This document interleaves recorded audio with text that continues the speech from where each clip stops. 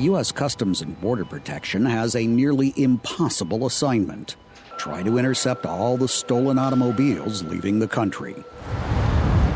Here at the Port of Baltimore, the hundreds that officers do discover annually are mostly bound for a particular region of the world, according to the CBP's Adam Rotman.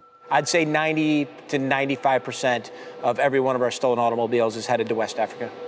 Auto theft is a problem accelerating across the U.S., according to University of Miami criminology professor Alex Piquero. There are people who are stealing cars and car parts to sell them very quickly in the local markets. And then there are people literally stealing cars and literally putting them on containers and selling them, shipping them all over the world, not just to Africa, but also to the Middle East and to Asia. CBP uses mobile giant X-ray machines to scan containers and determine whether they seem suspicious and should be opened. The manifest for this container did not list any vehicles, explains CBP Port of Baltimore Director Rotman. It's supposed to be only household goods in there. In this example, there's at least 3, probably 4 cars in that container.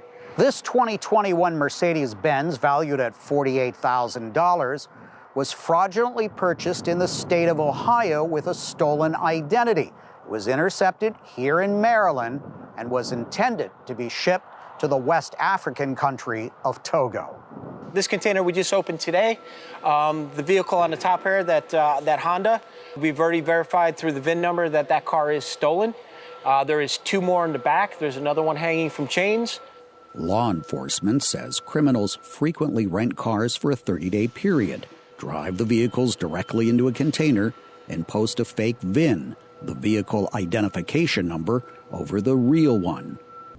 The car will not be reported stolen for a month. By then, it could already be on a ship on the high seas.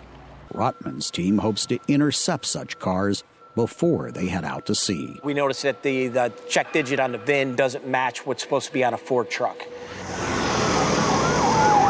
Authorities in some countries in Africa are now working with Interpol to try to seize stolen vehicles that managed to slip past U.S. port checks. But that cooperation is inconsistent, says Professor Piquero. Some governments will play nicer and other governments won't. You can't search every container. That's why the security at the port is so critically important. With so many buyers seeking a deal on a used car, often with no questions asked, there is unlikely to be a slowdown in the global traffic of stolen vehicles. Steve Herman, VOA News, Sparrows Point, Maryland.